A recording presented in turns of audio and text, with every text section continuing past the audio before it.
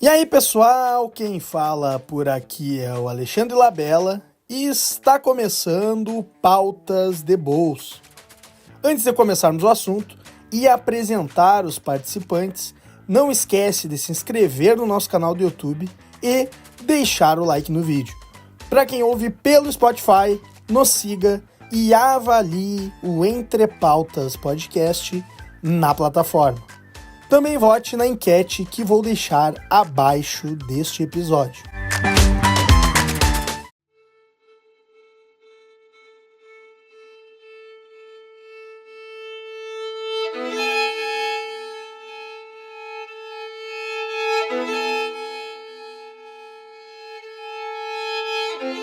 O tema do 14º Pautas de Bolso é Uma Batalha Após a Outra. Bob Ferguson é um ex-revolucionário que vive recluso há muitos anos. Ele se afastou das lutas políticas e guerrilhas do passado e tenta levar uma vida tranquila com sua filha, Willa. No entanto, tudo muda quando seu inimigo mais cruel reaparece após 16 anos. A produção, lançada no dia 26 de setembro, já fez mais de 114 milhões de dólares em bilheteria, segundo os dados do box office.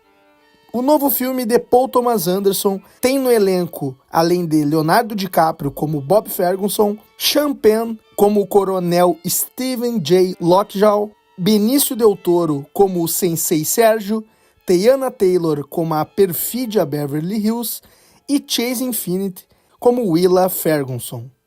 O longa, que satiriza os extremismos da política dos Estados Unidos, é um fenômeno entre o público e a crítica.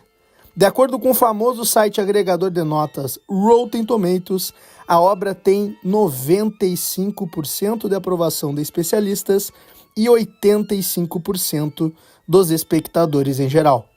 Fora as médias 4.4 de 5 no Letterboxd, 8,3 de 10 no IMDb e 95 de 100 no Metascore.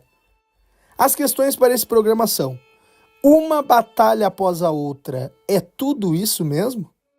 Será que estamos tão longe dessa realidade satírica retratada na produção? O filme consegue aprofundar de fato os temas que se propõe? Isso e muito mais no Pautas de Bolso, uma batalha após a outra.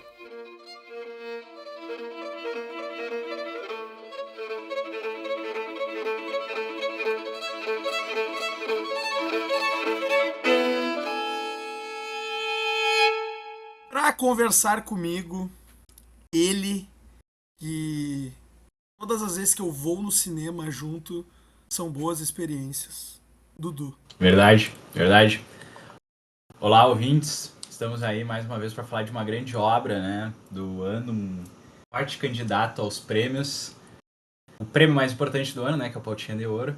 E também um forte candidato ao prêmio de filme bom com um pôster horroroso. Também temos aqui ele, o cara que não vai sozinho ao cinema.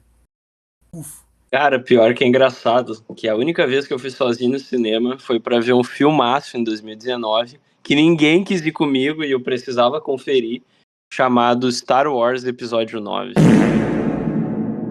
Tá explicado por que tu não vai. E desde então, eu não repeti o ato de ir sozinho. E por último, mas não menos importante, está de volta, né? Maior conhecedor do cinema de Santa Maria e região, que tinha, né? Tinha ficado na geladeira do Entre Pautas, essa é a verdade, né? Doutor Macari. Saudações, meus amigos. Fui cancelado, né? Essa é a verdade. Não quiseram me convidar para ir pro churras, nem para casar, nem para nada. Mas tudo bem, estamos aí para causar bastante nesse episódio aí do nosso Pautas de Bolso. Bom, como eu já falei no início, hoje a gente vai falar de Uma Batalha Após a Outra, One Battle After Another, do Paul Thomas Anderson, ou PTA, né? Pros mais íntimos, né? Que tá retumbando o cinema aí. Ele é um evento, assim, eu sinto que eu fazia Olha, bastante tempo que eu não via tanta gente, pelo menos na internet, concordando sobre ser um grande filme e todo mundo gostar. Assim, e um detalhe especial, né? Que esse foi o filme que estreou o Entre Pautas Verso no cinema, né? Então, fomos eu, Doutor, Cufo e Dudu assistir ao filme. E, claro, dois agregados do Entre Pautas, Cabelo e Laura, também estavam lá. E foi uma bela experiência. Eu queria começar perguntando para vocês, então. Começar pelo Doutor, que faz muito tempo que ele não aparece por aqui. O Doutor ficou um pouco dividido, né? No final da sessão. Vamos fazer como se fosse o pós-filme aqui. Um pós-filme, só que depois de 2 semanas. Doutor, tu ainda está dividido?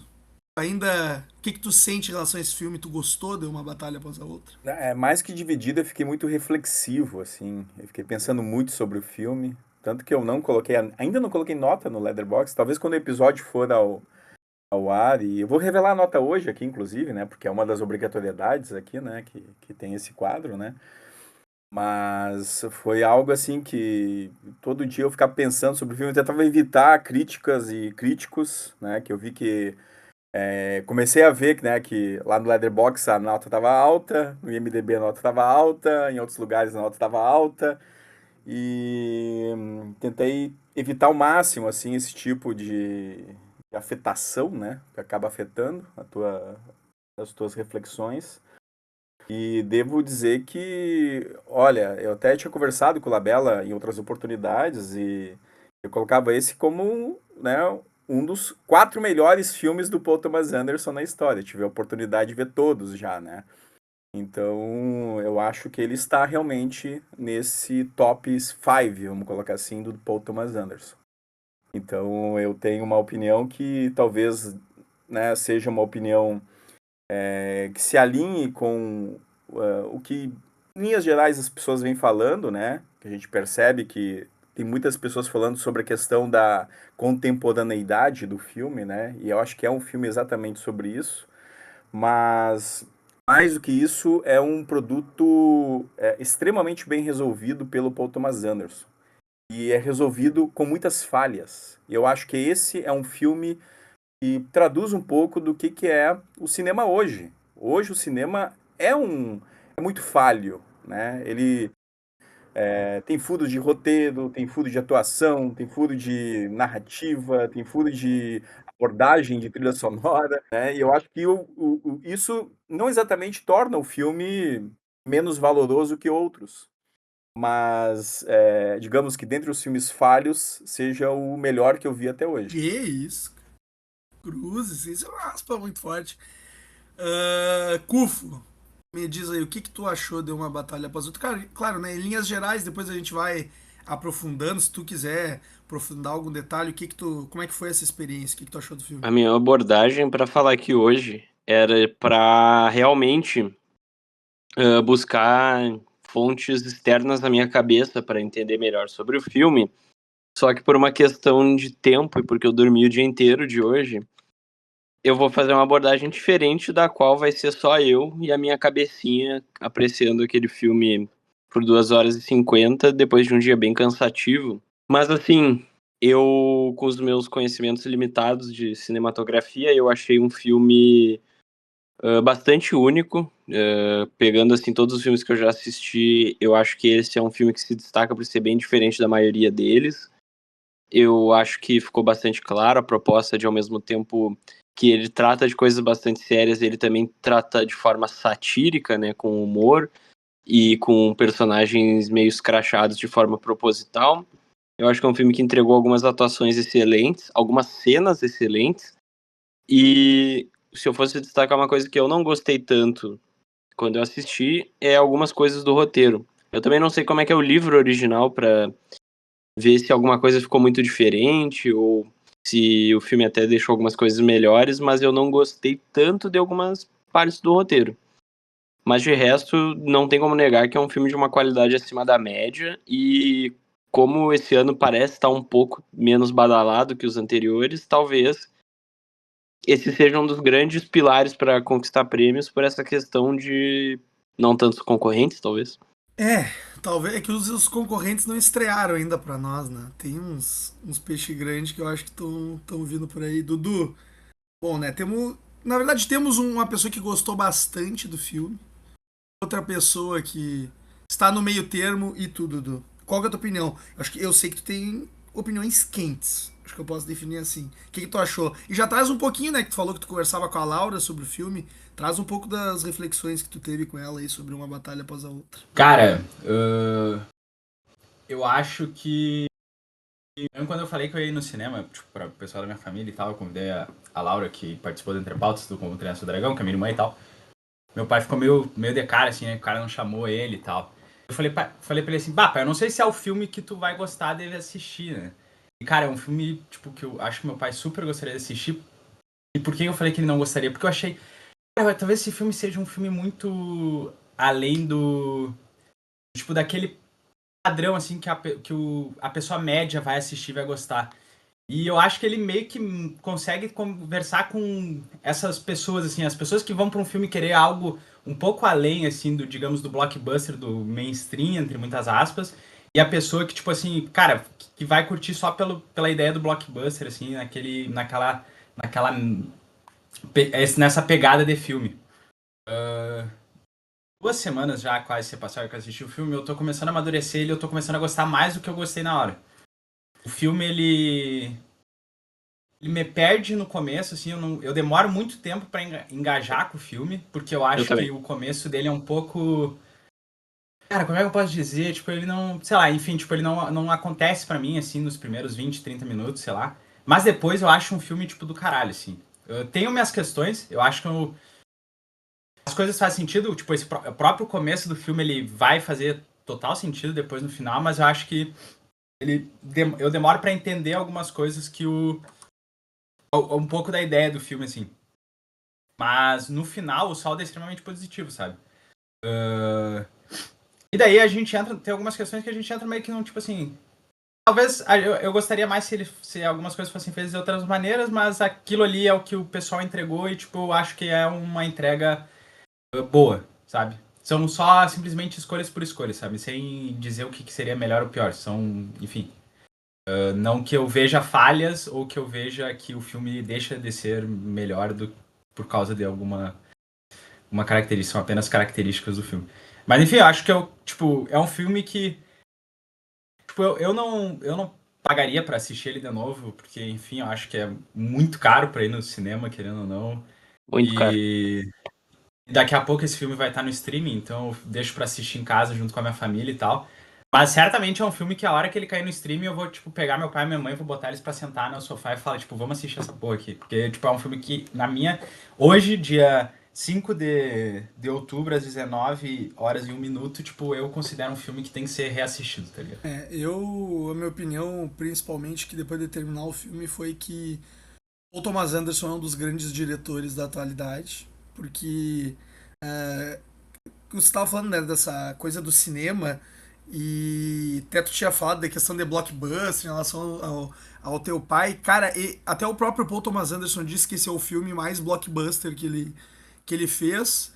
E, cara, a sensação de grandiosidade de certas cenas, como o Paul Thomas Anderson consegue, assim, através da forma que ele filma, a composição das imagens, a forma que os personagens estão naquele meio, aquela loucura, aquela viagem. Eu gosto muito, mas eu tenho problemas também com o filme, problemas assim, que o Ku falou da questão de roteiro, eu acho que eu tenho, talvez, no fato do filme ele é uma sátira, enfim, a sociedade atual, eu sinto que por vezes, nessa piada o tempo inteiro, e tudo bem, talvez só não tenha encaixado pra mim, eu sinto que às vezes o texto dele é muito verborrágico, sabe? Por muitas vezes está todo momento falando muito, sei lá, enfim, né? Aí entrando um pouquinho de spoilers, eu acho que muita gente já viu lá, a revolução, a não sei o quê, e eu acho que às vezes fica palavra pela palavra. E eu não sinto que passe às vezes essa sensação de que são revolucionários, são uma resistência. Eu sinto que só é os caras tentando fugir do champão, às vezes. Mas eu gosto de toda essa. Não dá uma ideia tão macro, né? E aí é que tá, mas é que tá, eu acho que a grande questão, isso aí, até pensando depois sobre o filme, é aquela coisa que é micro. É micro mesmo, é tipo aquelas pessoas ali, é uma Um organização, grupo de a poucas pessoas. Frente 75, e É, eles tentam resistir ao governo. Enfim, dá pra ver também que é um Estados Unidos, até inicialmente isso tinha me incomodado, mas é um Estados Unidos que não é os Estados Unidos do nosso mundo, é um negócio meio distópico, assim, é outro lugar. Mas eu acho que em linhas gerais, assim, até aproveitando o que o Dudu falou, eu acho que eu pagaria pra ir de novo, porque eu acho que ele é um espetáculo, assim, de ser visto no cinema. E também nesse negócio que o doutor falou, que apesar de falhas, apesar de alguma coisa em algum personagem, alguma coisa no texto, ele é um filme sensacional, ele é um filmaço, sabe? Ele é um cinema, assim. Ele é cinema, tipo, ele não é 5 pra mim, mas ele é cinema, sabe? Eu acho é trilha, atuações, sabe? É tudo. Tem uma coisa que se perde agora quando esse filme entrar na televisão, que é justamente a característica como ele foi feito, né? Ele foi feito em VistaVision, que é um tipo de câmera que se usa que é para grande tela, né? Então, se o viu, Dudu, se vocês não tiverem uma TV aí de 60 polegadas na casa de vocês, vai ficar bastante prejudicado, né? Então, acho que valeria a pena realmente ver esse filme novamente no cinema, concordo com o Labella, por isso também, né? Porque isso também faz parte dessa construção, que é um pouco o que o Nolan tem também, né? De querer fazer esses filmes com usos de tecnologia que são mais apropriadas para ver no cinema, né? O James Cameron faz isso sim. também, né? Então, também por isso, né? O Paul Thomas Anderson, ele conseguiu, eu acho que, construir essa história contemporânea, ainda que pareça, de fato, ser uma história futurista, né? No sentido de tipos de governo, mas vamos ver, vamos, né, pensar, né? Os tipos de governo são esses. É isso que nós temos hoje também, né? Ainda que não sejam citados os nomes diretamente, né? E isso me lembrou um pouco de algumas coisas que o Kubrick fazia, né? Eu acho que quando a gente fala de grandes diretores, tu falou que o Paul Thomas Anderson é um dos grandes diretores da atualidade, eu concordo, né? E isso é coisa desses tipos de diretor, né? O Kubrick é o maior diretor da história.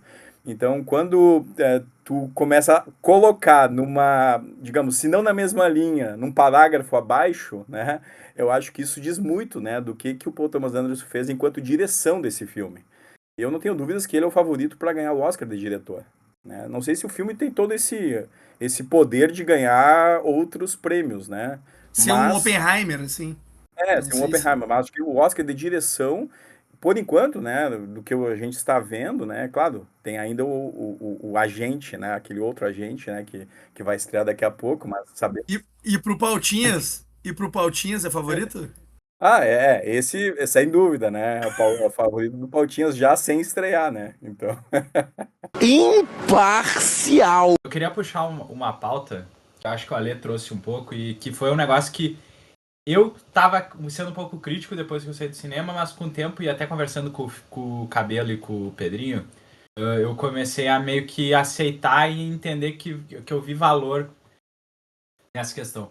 O negócio que o Ale falou e o filme bota pontua muito isso, né?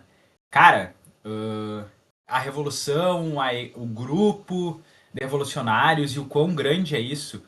O filme, por muitas vezes, ele eu acho que, enfim, durante quase todo o filme, assim, ele passa uma ideia de que aquele grupo é algo extremamente barulhento e Uhum. são ações extremamente volumosas e grandes e chocantes e, como é que eu posso dizer, de impacto, digamos assim. Eles estão incomodando o sistema, digamos assim. E daí, a gente tem, enfim, a Beverly Hills lá, esqueci o primeiro nome dela, A Teyana Taylor. que é a Teyana Taylor. Ela é presa, ela faz lá passa o nome da galera e tal. E daí, tipo, existe um hiato gigantesco, né, de 16 anos, onde, tipo, esse pessoal vive meio que escondida, mas eles vivem meio que, assim, as escondidas, fazendo as revoluções, as micro-revoluções deles ali, só que, entre muitas aspas, de boa, sabe? E daí o cara volta atrás e no meio do filme lá tu descobre que ele quer, enfim, entrar naquela seita supremacista e pra isso ele tem que dar cabo na filha dele. Aí, velho, acho que essa é a questão do filme. Tipo, eu saí do negócio meio que sem entender até eu entendi bem na segunda reunião dos supremacistas, que daí é quando eles pontuam. O Champagne lá, que eu esqueci o nome do personagem, o Champagne, ele pode ter uma filha com uma mulher negra e isso vai ser algo que vai ferir aqui as leis, sei lá, o regulamento do nosso grupo, tá ligado?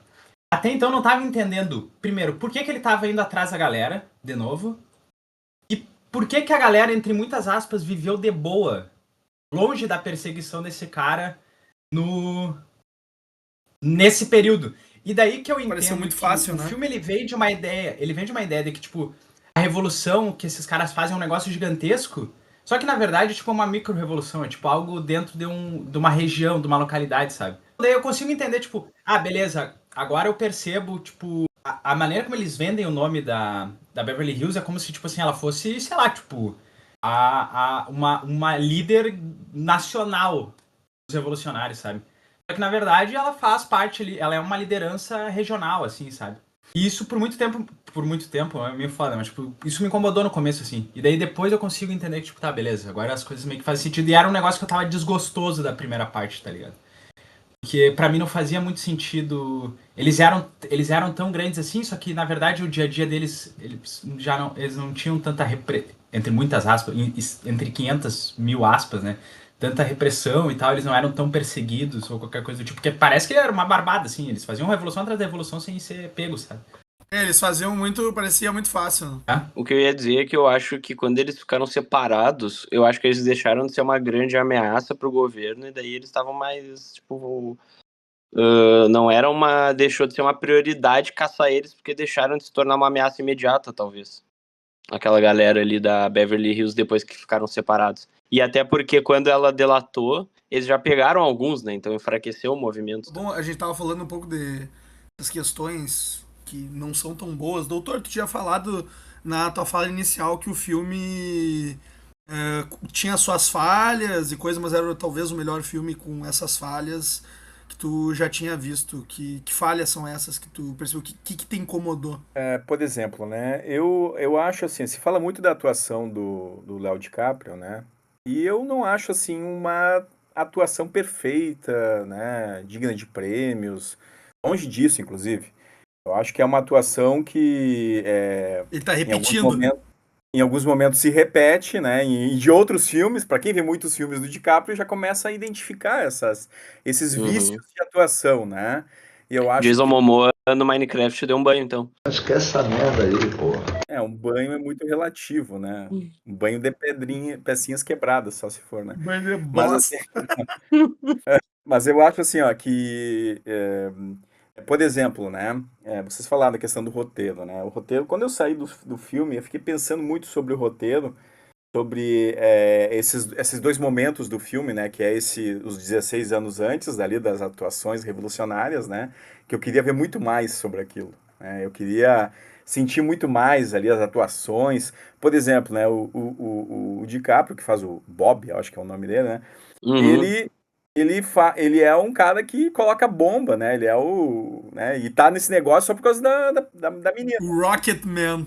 Cara, muito foda. E aí, cara, eu acho que o filme ele não dá né, pelo menos pra mim, ele não, ele me deixou esse espaço de querer ver mais esse personagem envolvido com as questões das bombas que ele monta, né, de toda Antes aquela do time skip, né? dessa operação, né? Que ele cita num momento ali que ele está conversando com a Perfídia, né? Que ele fala um pouquinho sobre, você tem que lembrar lá do dispositivo que conecta e tal, que explode, né? Então, mas eu acho que passa muito rápido essa primeira parte É verdade. e eu acredito que isso pode ser considerado assim um problema de roteiro também, né? Mas ao mesmo tempo não é o centro da narrativa, apesar de apresentar o Frente 75 nesse primeiro momento, porque o foco ele está justamente né, nas abordagens contemporâneas dessas dificuldades que se tem sobre, por exemplo, imigração, que é um ponto que se debate, que coloca-se no início, né, as questões dos supremacistas, que é um ponto que se salienta mais no segundo momento, e tudo isso conectado, de certa forma, com essa figura do Champagne, que também faz uma figura bastante caricata, Mas, né, mas é um caricato que dentro da sátira, que é a proposta do filme, cai bem, né? E aí me lembra também os personagens lá do Doutor Fantástico do Kubrick, né? Não é Que também verdade? lá tem o George C. Scott, por exemplo, que faz um militar, né, muito conectado com as questões da Guerra Fria e tal, né? E aí me lembrou, assim, em alguns momentos, essa reminiscência, né, desse outro filme. Mas tem outros, né? Não apenas desse. Então, acredito que esse é um ponto, tá, Labela? Que eu acho que poderia ser de destacar. O outro é o papel da atriz Mirim, né? Ou, não posso chamar de atriz Mirim, né? Pô, a guria é adolescente já para adulto, né? Mas assim, eu acho que eu não criei empatia com essa personagem durante a projeção do filme, né? Até eu comentei com a Melissa, que também assistiu com a gente o filme, né? E eu senti ela muito empoderada desde o início. E eu acho assim, para um adolescente, essa certeza, ela não é assim tão certo assim, sabe? Eu acho que Sim, poderia apresentar fragilidades maiores e causasse elementos que tu, né, criasse uma certa empatia, uma identificação. Pelo menos, né, vocês podem ter se identificado, mas eu não criei isso, né? Então, eu para mim, também não. foi um ponto. Mas assim, ó, mesmo com isso, né, claro, se justifica depois por que que ela é toda daquele jeito, né? E o filme entrega isso, né? Ele explica, ele não que ele coloque na testa, né, do Que ela espectador. tem o sangue, né? Ela tem o sangue da mãe e do pai também. Exato, né? Então, mas assim, eu acho que alguma sutileza maior, né, teria, eu acho que um efeito, né, acho que um poder de convencimento maior de transformação também. Mas, né, como eu disse, né, são fragilidades que assim, né, para mim, quanto mais eu penso, mais eu começo a gostar da personagem dela também, né, dessa jovem. Então, é algo É que, que é que que, tá, que o tu não filme te todo conectou, e aí depois quando tu descobre que ela é filha de uma revolucionária e de um supremacista filha da puta, tu fica e tipo aí tu começa, assim, que e aí tu loucura. sai do cinema com essa mensagem, né? Mas assim, ela é filha, mas assim, ela foi criada não por esse cara, né? Então só o sangue não é um A ponto. mistura dos três. Exato, né? Então eu acho que tu sai do cinema com essa mensagem e eu acho que isso faz com que eu também comece a gostar mais da personagem dela. Mas pra tu ver, né? O filme bom pra mim é esse que sai comigo do cinema e fique pelo menos um mês comigo, né? E depois que eu Sim. É, assisti de novo, fica mais um mês. tem outra coisa até que eu tinha percebido, eu acho que o Cabelo, depois do filme, comentou. A trilha sonora do filme, enfim, é muito boa, né? Johnny Mas eu Greenwood, sinto né? que. Do Greenwood. E aí, às vezes, eu sinto que tenta a todo momento. É um filme, né? Regado a trilha sonora, quase o tempo inteiro tá tocando uma música. Só que eu sinto que certas vezes ela toca e ela quer te gerar certo efeito, mas em mim não gerou. Tipo, a música é muito boa, adorei ouvir. Mas ela não me causou tanta ansiedade. Acho que tem muita gente dizendo isso. Nossa, é um filme ansioso. Sim, o Leonardo DiCaprio é ansioso. Ele tá em fuga o tempo inteiro. Mas eu não senti, eu tava muito tranquilo com o que ia acontecer. Algumas Sabe? cenas eu acho que ficariam enriquecidas mesmo se fossem só o som do que tá acontecendo na história, né? Sem uma música de fundo.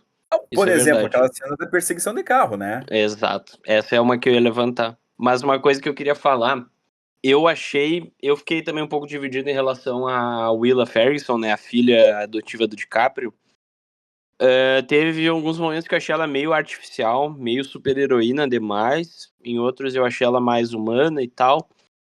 Mas uma coisa que eu tava pensando, né? Apesar de não ser o maior trabalho da vida do DiCaprio, e eu também tinha essa sensação que, não que ele tenha atuado mal, mas comparado com outros trabalhos dele, esse não foi do mesmo nível que. Mas se não fosse o personagem dele e o personagem do Champagne, que pra mim é o grande personagem do filme, assim, questão de marcar, eu acho que esse filme ia perder muito, sabe? Eu acho que são dois personagens que meio que carregam o interesse, assim, do filme. E se eles fossem mais fracos, eu acho que ia cair mais ainda nos ombros da filha, porque ela não é lá tão absurda assim, sabe? E daí eu acho que Se eu eles não me dão uma engano, ajudada boa nisso. Se eu não me engano, essa menina, né, que tá no filme é daquela coisa que o Paul Thomas Anderson tem de sempre trazer um ator, lançar um ator nos filmes, até Uhum. tá a atriz dele, Licorice Pizza, uma das revolucionárias nesse Isso. filme, e Uhum. ela também A Lana Haim. estreia em Licorice Pizza, né? Sim.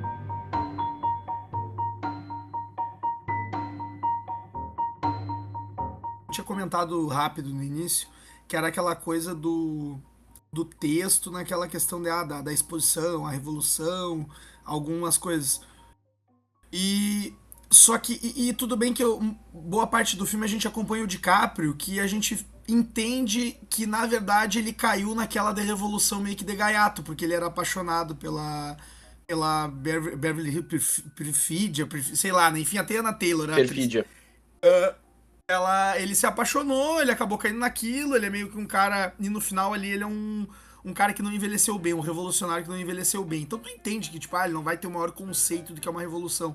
Mas assim, tem um momento desse filme que ele dá mais essas camadas do que é. Tipo, quando mostra o Batalha de Argel lá na TV. Tipo, esse tipo de coisa. Eu não queria só diálogos por diálogos dizendo que eles são resistência. Por exemplo, o personagem do. Tu tava comentando desse personagem, eu acho que eu incluo outro. O personagem do Benício Del Toro, Uhum. que ele é um cara que, É um tipo. coadjuvante muito bom.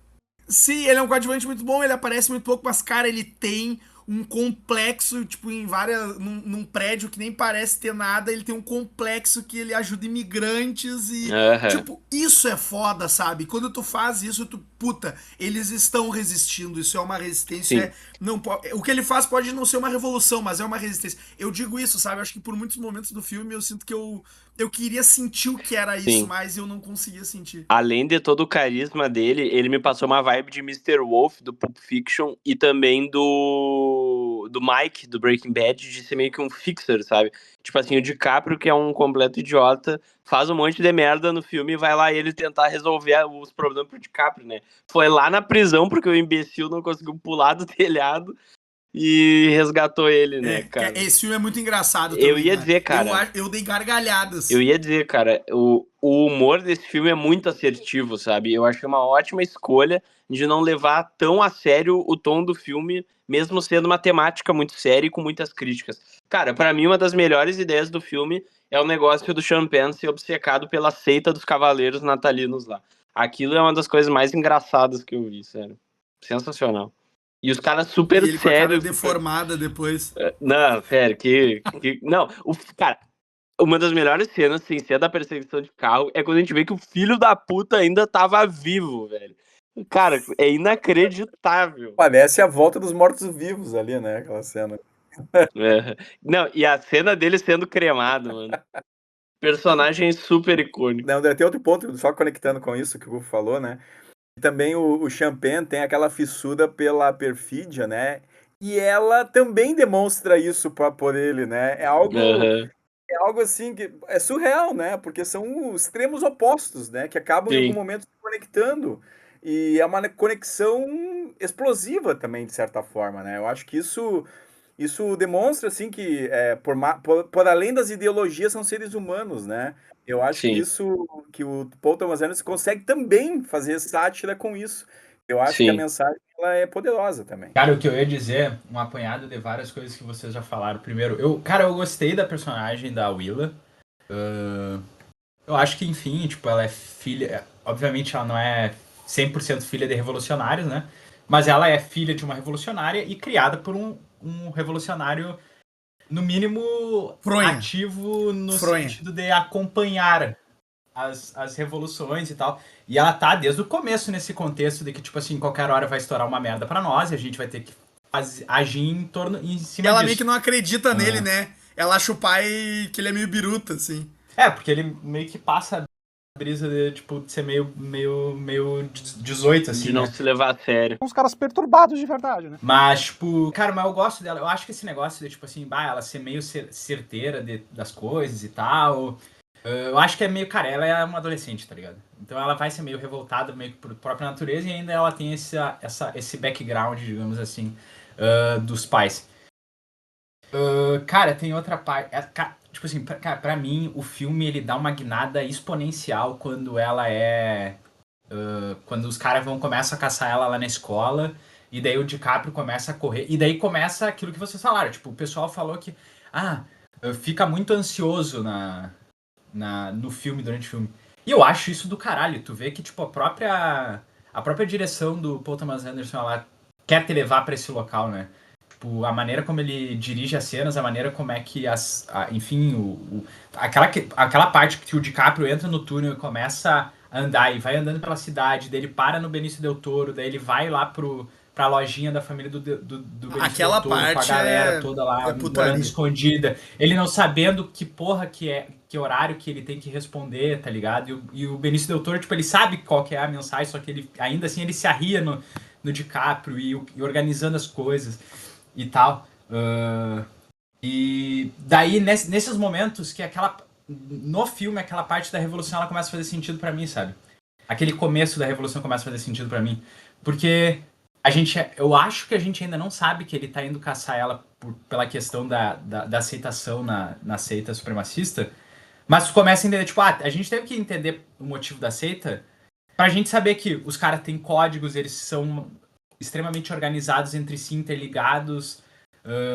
Eles tipo, montam planos e eles têm pessoas em cada ponto sei lá, dos Estados Unidos para auxiliar. Então, aquela hora que ele vai pro hospital e daí a enfermeira vai lá, salva ele com o Benício Del Toro e tal.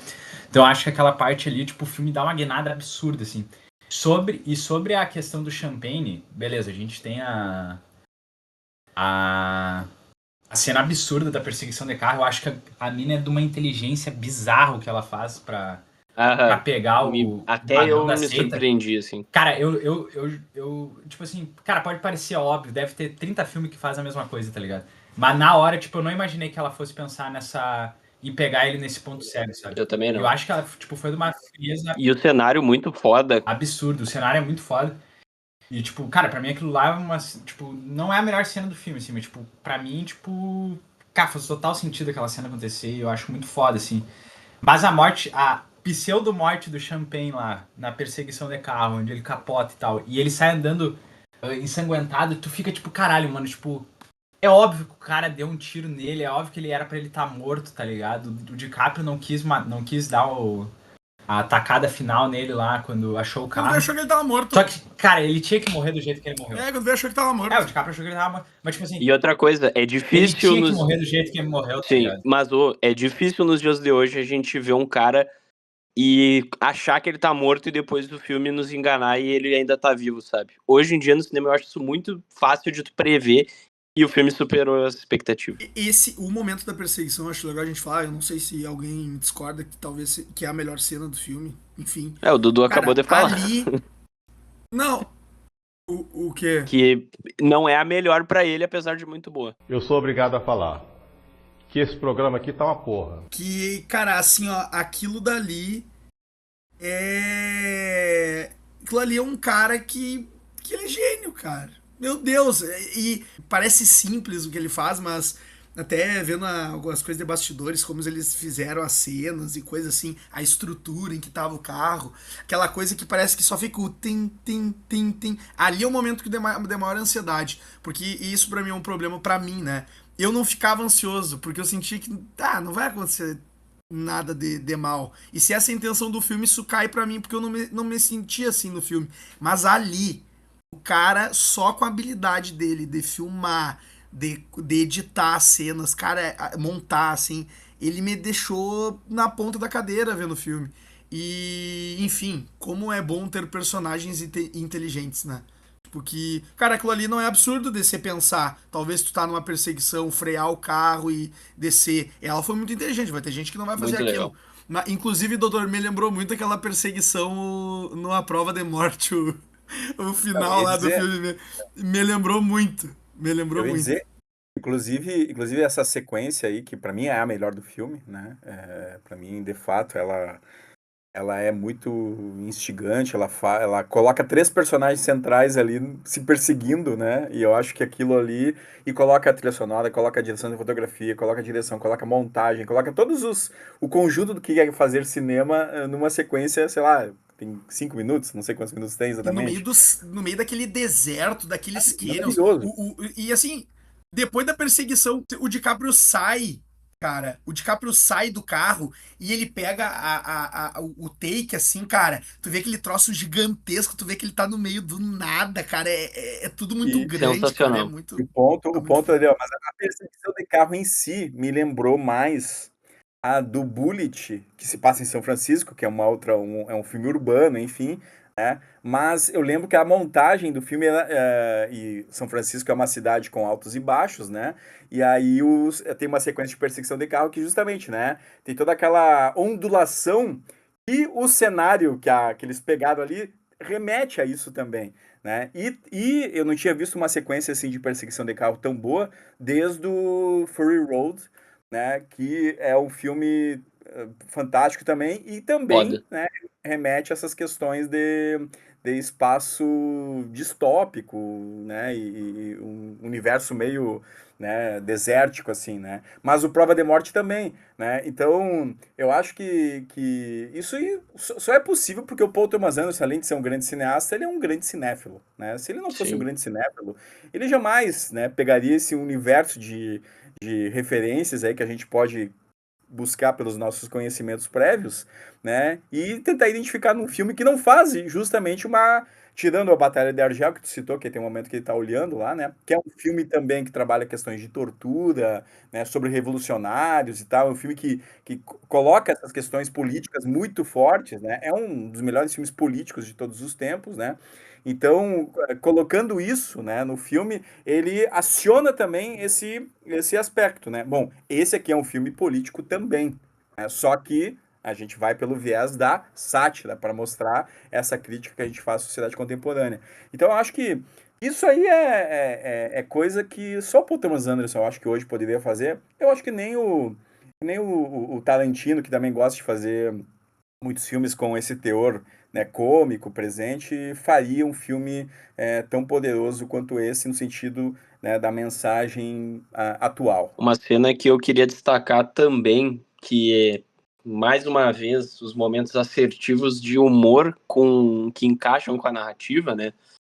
Até pelo fato do DiCaprio ser aquele cara mais largadão, né? Que nunca mais viu a mulher que ele ama, teve que criar a filha com um novo nome, num novo lugar, com novas Usa pessoas. uma jaqueta meio grunge, né? Um negócio Uhum, meio. muito legal. Cara, a cena dele não lembrando a porra do código dos revolucionários é Maravilhoso. insana. E assim, ó, eu Maravilhoso. não Cara, é do esperava que caralho. depois Eu acho ele ia muito bom. ainda encontrar o filho da mãe que se negava a dar pra ele as informações que ele precisava. E eu achei uma retomada muito boa. Exato, isso também é uma crítica a essa burocracia esquerdista que se tem também às vezes, né? Essa coisa de, vamos fazer tudo conforme, né, a regra colocada, parará. Mas porra, meu, sou eu aqui, não lembra de mim? Pô, não, Sabe? sensacional aquilo ali, sensacional. Ele critica Isso os dois me. lados, né? No cinema. Aham. E isso me remeteu também àqueles momentos que tu só quer logar na tua maldita conta em algum lugar e fica te pedindo código do GovBR e verificação no Gmail e CPF e CAPTCHA. Meu Deus, me lembrei muito. Vou pegar essa deixa do Cufo para fazer um protesto aqui contra o YouTube que está boicotando entre pautas, que não está me deixando colocar link nas descrições de vídeo porque eles precisam confirmar a minha identidade. Mandei a foto da minha identidade lá pro YouTube, está, né, no trâmite, né? Mas diz que grandes empresas são assim, né? Para lidar com o YouTube, eles, né, tem toda essa lida, então tá tudo. É claro. Enfim, perguntar um negócio pro doutor, eu acho que o Kufo não tinha visto nenhum outro filme do Paul Thomas Anderson, né? Não.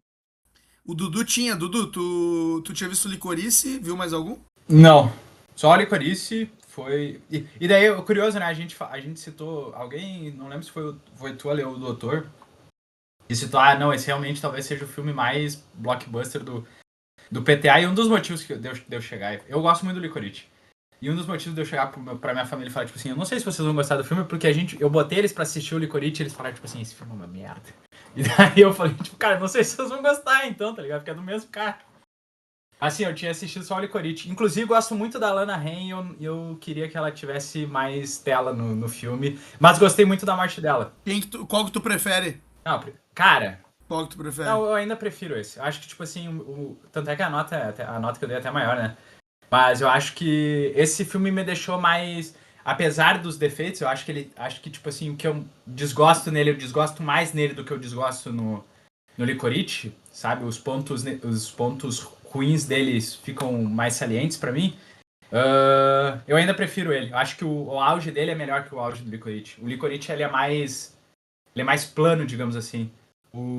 Uma batalha depois da outra, ele tem um vale, né, com a boca pra cima, e depois ele dá uma subida exponencial, assim, absurda. Porque pra mim, cara, E literalmente num vale lá que eles estão. Essa parte, cara, do DiCaprio correndo atrás da senha do Gov dele, tendo que selecionar as imagens com o ônibus, pra mim é um negócio, tipo, absurdo, mano. Absurdo. Cara, eu gostei muito. E isso é um negócio que. Eu vou cortar a tua linha de raciocínio só pra fazer esse parêntese. Isso era um negócio que eu fiquei meio assim também. E eu levantei com os guris. Cara, às vezes eu senti que esse filme ele pega tipo uns atalhos muito muito escancarados pra chegar no ponto que ele quer chegar, sabe?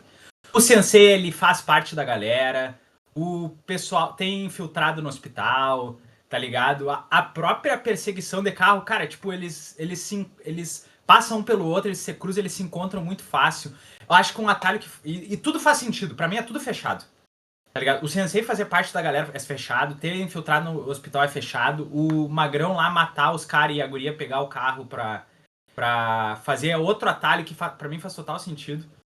Ah, essa é top demais. O cara indo matar os supremacistas é. Pá, aquilo ali é. Mas eu caralho. acho que vale pontuar que ele tem uns atalhos, tipo, pra ele encurtar a história dele, porque ele já tá, tipo, já é 1 hora, 2 horas de filme, eu tenho que chegar no meu ponto final logo, sabe? Eu não posso me enrolar muito.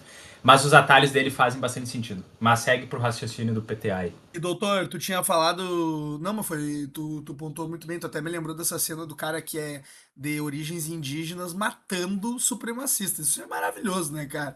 Mas, doutor, tinha comentado, né? O Kuf não tinha visto, o Dudu viu só o Licorice. Tu falou já que tá no teu top 4. Não vou pedir pra te fazer top aqui pra gente também não demorar tanto e não ficar rachando a tua mente. Mas esse filme está abaixo de qual e acima de qual, sabe? Tu falou um top 4. Fala qual filme que é melhor do Paul Thomas Anderson e um pior. O melhor filme do Paul Thomas Anderson, sem dúvida alguma, é Sangue Negro. There Will Be Blood. Esse, pra mim, é o melhor filme do século XXI. Né? Eu acho que eu li alguma manchete de alguém falando que Uma Batalha Após a Outra teria o potencial de ser o melhor filme do século XXI. E eu tendo a discordar, talvez do ponto de vista temático, talvez, tá? Mas do ponto de vista de fazer, né? É verdade. Mas do ponto de fazer cinema, que é muito mais do que só o tema e o roteiro, e enfim, para mim ainda é o There Will Be Blood, o Sangue Negro. E, cara, eu poderia falar que... E um pior, mas um pior não tão pior, né? Tu Eu ia entendeu? dizer, Não vai, puxar um lá que tu acha uma merda, né? Puxa um que tá ali, costeando. Acho que acho que o próprio Dudu falou muito bem, né? Eu gosto muito também do Licorice Pizza, o Licorice Pizza, né? Mas é um filme, assim, que às vezes tem um ar de ingenuidade tão gostoso de ver no cinema, assim, e ao mesmo tempo tem uma malícia, sabe? Né? Tem o personagem lá do Bradley Cooper, né? Eu acho que é Bradley Cooper, né? Que faz ali uma participação no filme. Eu acho que é um filme que ele é abaixo também desse, né, do Uma Batalha Após a Outra. Mas também eu poderia falar aqui, só para não fazer eu falar o mesmo filme, né, que o Dudu falou, assim, ó, eu coloco também esse filme acima de O Mestre, por exemplo, que é um filme que é muito forte. Eu vi no IMAX em Porto Alegre. Uma baita de uma história, assim, sobre questão de ciência. do surgimento da cientologia, tem o Joaquin Phoenix, né? Tem inclusive né, o pai aí do ator, né? O Philip Seymour Hoffman, né? Que é o pai né, do ator que faz o Licorice Pizza lá. Mas, assim, eu acho que esse aqui, esse que a gente está comentando hoje, ele é acima também de O Mestre, tá? Então, só para te falar dois, então, pelo menos, tá? Não, eu só queria destacar também, já que o Dudu falou da Lana Haim, né? Não sei se tu chegou a ouvir as músicas da banda dela, que ela tem com as irmãs, muito boas, inclusive clipes feitos pelo Paul Thomas Anderson. Fica aí a dica. Caralho! Aqui tem informação! A Lana Haim, ela tá aí, ela é uma da, como é que pode dizer? Ela é tipo a Emma Stone do Lantimos, né? Eu acho que o Paul Thomas Anderson, ela vai ser a menina dos projetos do Paul Thomas Anderson, assim, né? Tá pra se criar uma parceria de atriz e diretor. Bom, então, pra finalizar, Cufo, nota e pergunta, vale a pena ir ao cinema ver esse filme? Cara, eu acho que talvez não seja o filme mais fácil de uma pessoa muito leiga apreciar, sabe? Dependendo da pessoa, assim. Talvez ache meio esquisito, talvez tenha um pouco de dificuldade para ver que é uma sátira e leve algumas coisas mais a sério, mas eu acho que para a grande maioria das pessoas vale muito a pena pela experiência. Eu acho que é um filme com cenas muito contemplativas que vale a pena se assistir no cinema. Acho também muito divertido, né, pelo tom do humor assertivo. E eu fico com 8 ou 4 de 5. Acho que é uma nota acima da média para um filme que é acima da média, mas com meus conhecimentos limitados, que eu não consigo dar mais que isso, mas eu vejo como uma baita nota. E um filme muito interessante que eu pretendo reassistir no futuro. Talvez até para o Paulistas de Ouro se sobrar tempo, só que eu acho que eu vou gastar esse tempo vendo outras coisas que eu ainda não vi. Tu vai ver Onde os Fracos Não Têm Vez. Ou Sangue Negro. Também quero. Ou Sangue Negro. Ei, Sangue Negro é bizarro. Dudu, mesma coisa que perguntei pro Cufo, a notinha e considerações finais. Considerações finais, abrir um parênteses, né? Eu acho que esse filme tá dando muito barulho e eu acho que é bom a gente ter essa ideia de geografia, né? Tipo, ele tá dando muito barulho nos Estados Unidos, muito pelo contexto que os caras estão vivendo, e isso é um ponto que eu debati com os guris também, no sentido de... Cara, talvez a gente não entenda muito hype nesse filme, porque a gente, de fato, não tá tão inserido no contexto dos caras, né? Tipo, a gente sabe mais ou menos quais são os debates que estão rolando lá em cima, mas a gente não sabe como é que é isso no dia a dia. Os estadunidenses e pessoas que moram nos Estados Unidos, eles olham para esse filme e falam, caralho, esse filme caiu que nem uma luva no momento que a gente vive. Eu acho que por isso que ele tem todo esse burburinho que ele tá fazendo. E aqui no Brasil, muita gente olha e tipo, beleza, é uma obra legal, só que fica por isso mesmo. A mesma coisa, por exemplo, que a gente tem com Ainda Estou Aqui, né? Como a gente tá inserido no contexto, né? A gente estudou, a gente sabe o impacto que aquele momento teve na nossa história, a gente tem uma, digamos assim, a gente super valoriza, entre muitas aspas, né? Tipo, a gente joga muito pra cima a régua justamente por essa questão de sentimento com o que aconteceu ou acontece. Sobre o filme, eu vou dar, minha nota é 8. Em algum momento eu queria dar um 9, mas aí, enfim, eu repensei, dei pra 8, já pensei em dar 7, mas eu fico no 8, acho que é uma nota justa pra ele. Sobre valer ser assistido no cinema, não, eu acho que eu defendo muito a ideia de que meio que todo filme tem que ser visto no cinema. Alguns devem ser vistos no cinema. No caso desse filme, eu acho que vale muito a pena assistir. Não digo que ele deve ser visto no cinema, mas quem tiver a oportunidade, tiver um dinheiro no bolso pra botar uns pila, tem que fazer isso. E é isso. Doutor vai revelar, né? Tava com embargo aí, né? Pra não dar spoiler pra nós, a gente gravando aqui, mas é claro, né? Quem tiver ouvindo isso aqui já vai. E te segue no Letterboxd já vai saber, né? Vai cair o embargo lá no aplicativinho. E considerações finais do filme. E não, só um detalhe, né? Só um detalhe, tu citou o Doutor Fantástico, né? O filme do Kubrick lá, que é uma sátira, mas né? Não chega nem no chinelinho, né? Porque a gente não assistiu aquele filme na época, né? A gente é muito novo, né, Labela? Então talvez se a gente estivesse no cinema juntos, como foi essa experiência maravilhosa que eu tive com vocês aí. Inclusive, eu acho que esse é um ponto que é importante a gente colocar como nós assistimos esse filme, fizemos uma caravana do Entre Pautas para ver uma batalha após a outra, né? Eu acho que é uma experiência que sempre vale a pena, assim, né? Ver o filme com outras pessoas que também pensam cinema, também refletem, também gostam de filmes.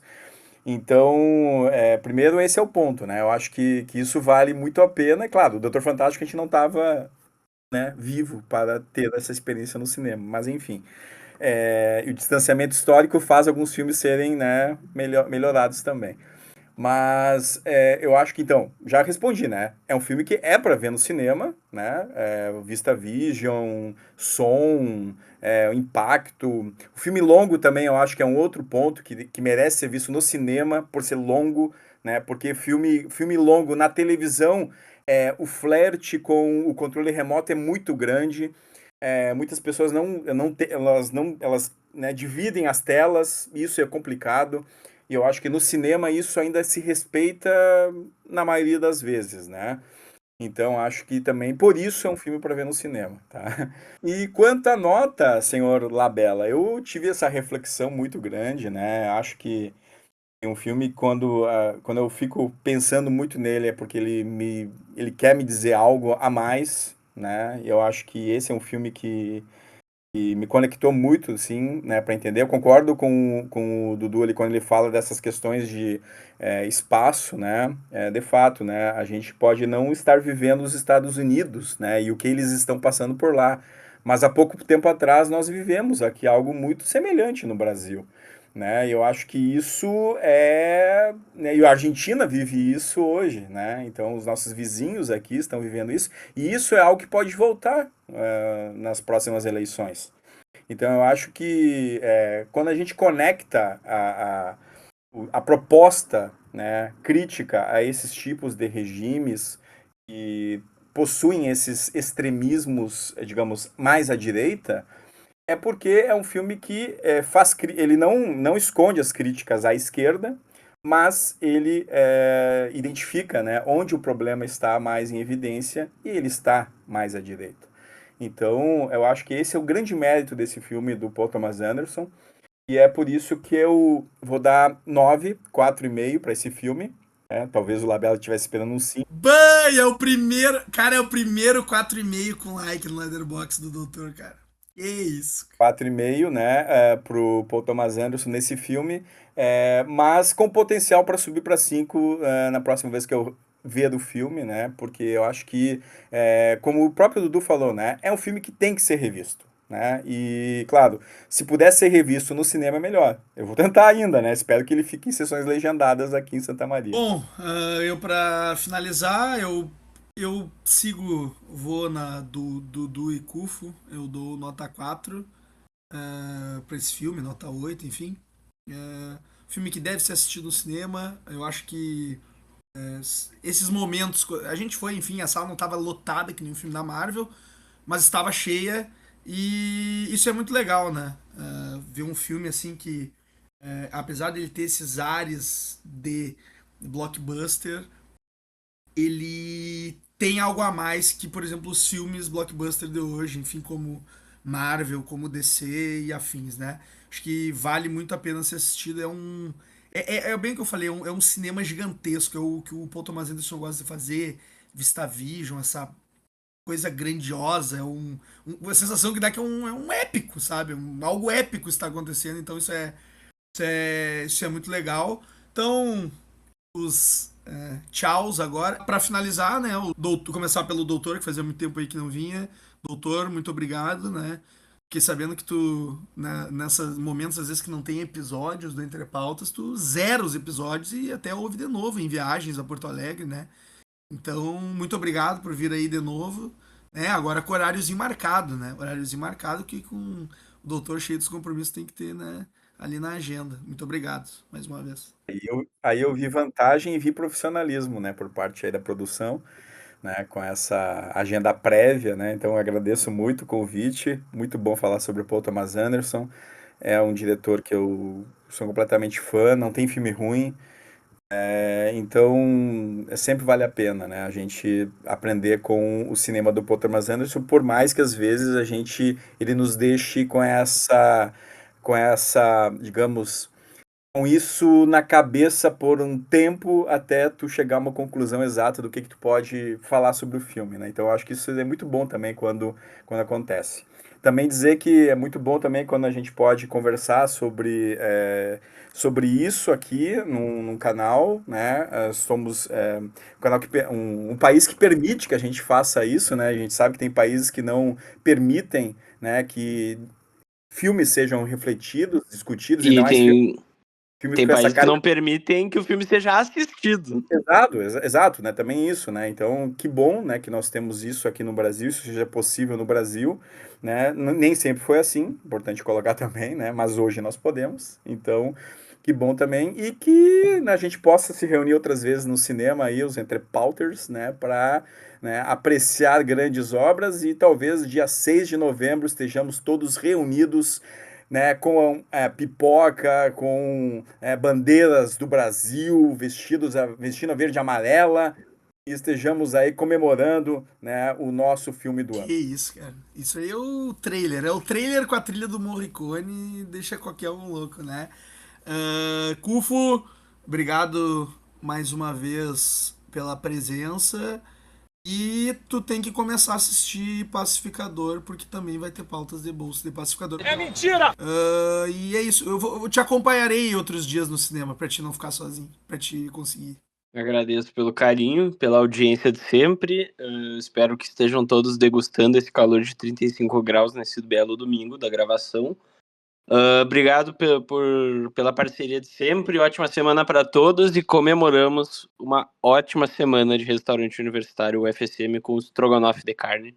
Depois dessa eu me despeço de vocês. Dudu, muito obrigado mais uma vez, né? Achei até que tu ia hatear o filme, né? Acabou que todo mundo ficou no mesmo barco, né? Mais um entre pautas... Sem debates. Né, dos cinéfilos sem debates, mas tá bom, já vinha tendo muito debate nos últimos pautas de bolso e casa mata e sai na mão.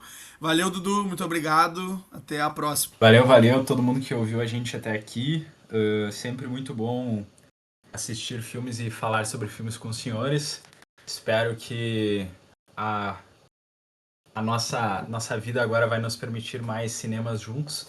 Né, espero que os próximos pautinhas de bolso eles virem pautas de bolso no estacionamento do shopping. E é isso. Nos vemos no próximo episódio, galera. Até mais. Esse foi o Pautas de Bolso. Muito obrigado por nos ouvir até aqui. Não esqueça de se inscrever no nosso canal do YouTube, de deixar o like no vídeo e de comentar aqui embaixo o que você achou de uma batalha após a outra e também do episódio. Também nos siga no Spotify e avalie o Entre Pautas Podcast com as 5 estrelinhas. Lembrando que deixei uma enquete aqui na plataforma para saber o que vocês acharam de uma batalha após a outra. É só puxar a tela do episódio para baixo que ali vão aparecer as opções. Nas redes sociais, nos siga no Instagram, @entrepautaspodcast, assim mesmo, tudo junto. Aproveita e já nos manda um feedback no direct para sabermos o que acharam do episódio e o que faltou falarmos do filme. Também manda na nossa DM sugestões de temas para os próximos programas. Se preferir, também pode entrar em contato pelo nosso e-mail entrepautasalexandre@gmail.com. Nos vemos na semana que vem no episódio 41 do Entre Pautas, em que vamos fazer a dinâmica Quem Sou Eu? Com personagens aí do cinema, das séries, do entretenimento, games, entretenimento em geral. Então é isso, pessoal. Tchau, tchau e até mais.